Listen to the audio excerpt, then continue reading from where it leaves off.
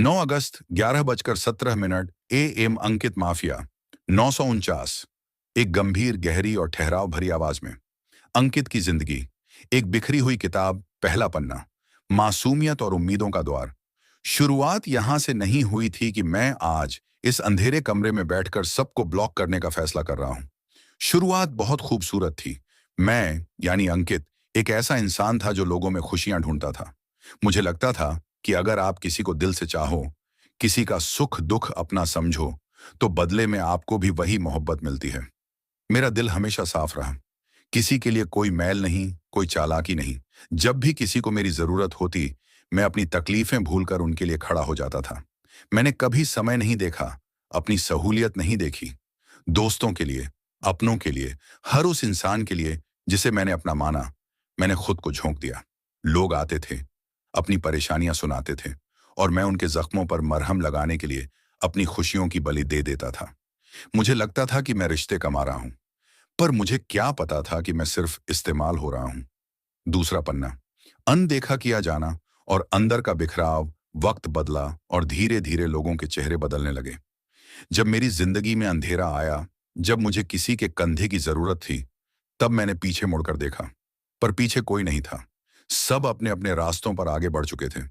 जिन लोगों के लिए मैंने रात रात भर जागकर उनके आंसू पोंछे थे, उनके पास मेरे 2 मिनट के दर्द को सुनने का वक्त भी नहीं था।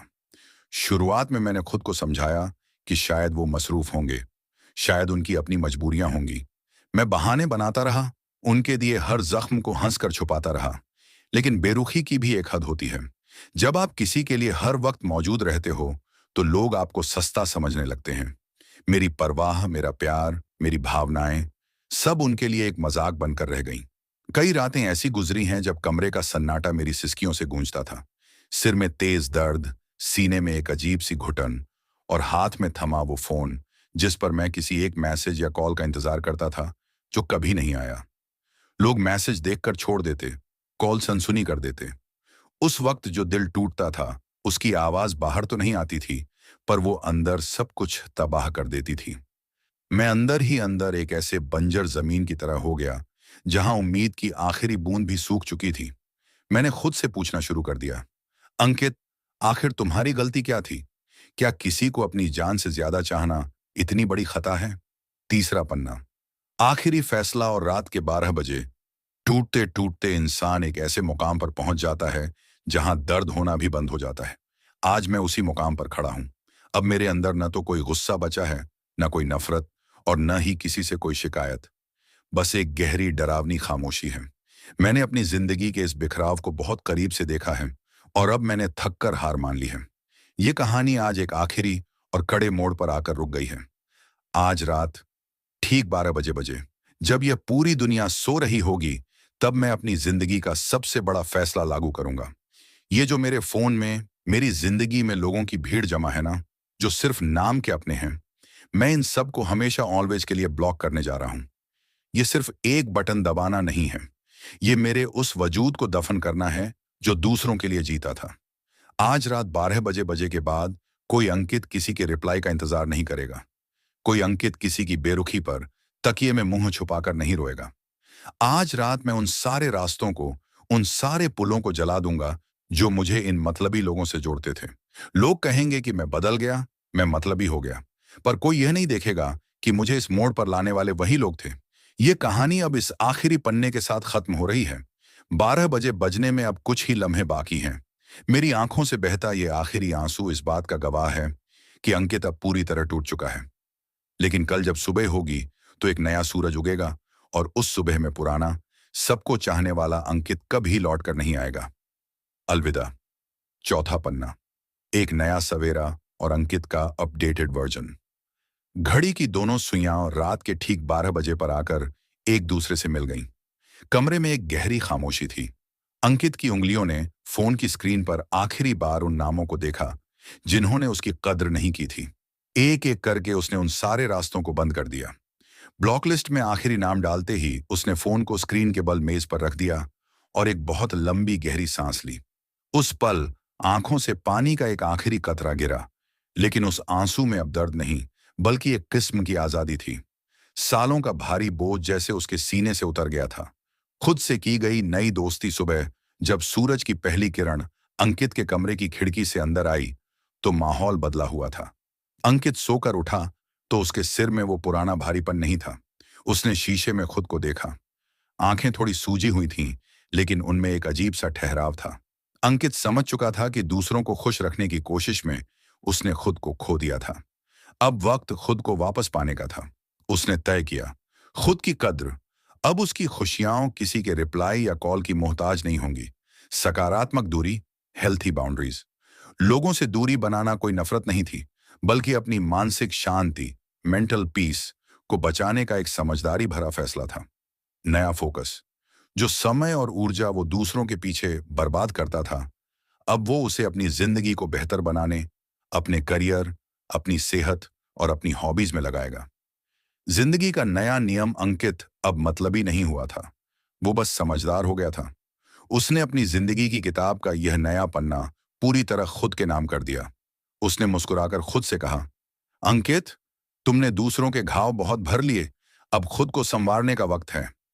वह अपडेटेड अंकित अब पहले से कहीं ज्यादा शांत, मजबूत और अपने आप में पूरा था। उसे अब किसी के झूठे साथ की जरूरत नहीं थी, क्योंकि उसने खुद से दोस्ती कर ली थी। पांचवां पन्ना, दुनिया के सवाल और अंकित का खरा जवाब। सबको ब्लॉक करने के 2-3 दिनों बाद ही अंकित के फोन पर कुछ रिश्तेदारों और पुराने जानने वालों के सीधे कॉल्स आने लगे। वो सब हैरान भी थे और नाराज भी, और हर कॉल पर बस एक ही सवाल गूंज रहा था, अंकित, तुमने हमें ब्लॉक क्यों कर दिया? आखिर बात क्या है? अंकित ने बिना किसी गुस्से या हड़बड़ाहट के बहुत शांत और साफ शब्दों में सबको जवाब दिया, मैंने किसी से नफरत में यह कदम नहीं उठाया है। बस जब मुझे आप लोगों के साथ की जरूरत थी, तब कोई मेरे पास नहीं था। दूसरों की वजह से घुट घुट कर जीना और खुद को तकलीफ देना मैंने अब छोड़ दिया है। अगर मेरा यह फैसला आपको गलत लगता है, तो आप अपनी बेरुखी और मतलबी व्यवहार को छोड़ दीजिए। मैं खुद को बदलना बंद कर दूंगा। लेकिन अब मैं किसी की वजह से अपनी मानसिक शांति और अपनी खुशियों से समझौता नहीं करूंगा। अंकित का यह साफ और खरा जवाब सुनकर सामने वाले निरुत्तर हो गए। उस दिन अंकित ने साबित कर दिया कि वो कमजोर होकर पीछे नहीं हटा है, बल्कि अपने हक और अपनी आत्मसंतुष्टि के लिए मजबूती से खड़ा होना सीख गया है। 9 अगस्त 11:18 AM अंकित माफिया 949 छठवां पन्ना, रिश्तों का इम्तिहान और कड़वे अनुभवों की परख।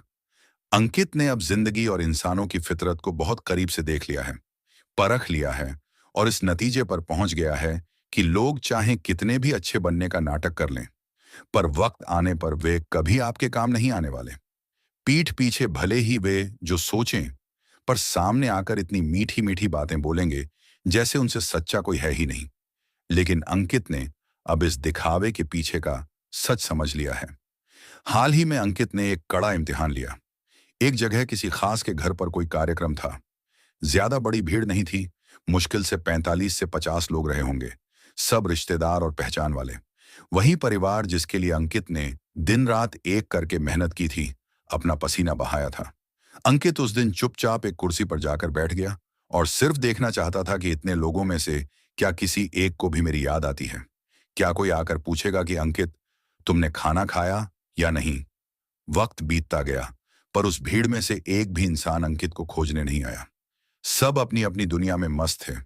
उस वक्त अगर किसी को अंकित की फिक्र हुई, तो वो सिर्फ उसकी माँ थी जो उसे ढूंढती हुई आई। माँ का प्यार और 2 सच्चे दोस्त। अंकित ने पहले ही तय कर लिया था कि इन्हें नहीं परखना है, क्योंकि इनका साथ निस्वार्थ है। बाकी पूरी भीड़ उस परख में पूरी तरह नाकाम साबित हुई। दूसरी परख अंकित ने अपने फोन की कॉन्टैक्ट लिस्ट से की। फोन में 108 नंबर पड़े थे, 350 रुपए का रिचार्ज भी था, पर हफ्तों महीनों तक एक भी कॉल ऐसा नहीं आता था जो सिर्फ हालचाल पूछने के लिए किया गया हो। जब नंबर सामने आते तो पुरानी बातें याद आती, लेकिन फिर समझ आता कि जब सामने से कोई याद ही नहीं करना चाहता, तो ऐसी नाम मात्र की भीड़ को फोन में संभाल कर रखने का क्या मतलब? ये पैसों की बात नहीं थी, ये सिर्फ उस कद्र की बात थी जो किसी के दिल में आपके लिए होनी चाहिए। और तीसरी सबसे बड़ी सीख अंकित को पैसों के लेन देन से मिली। मांगते वक्त लोगों की आवाज में जो मिठास और लाचारी होती है, वो पैसा मिलते ही गायब हो जाती है। वही पैसा जब वापस मांगने जाओ तो लोग आंखें दिखाने लगते हैं और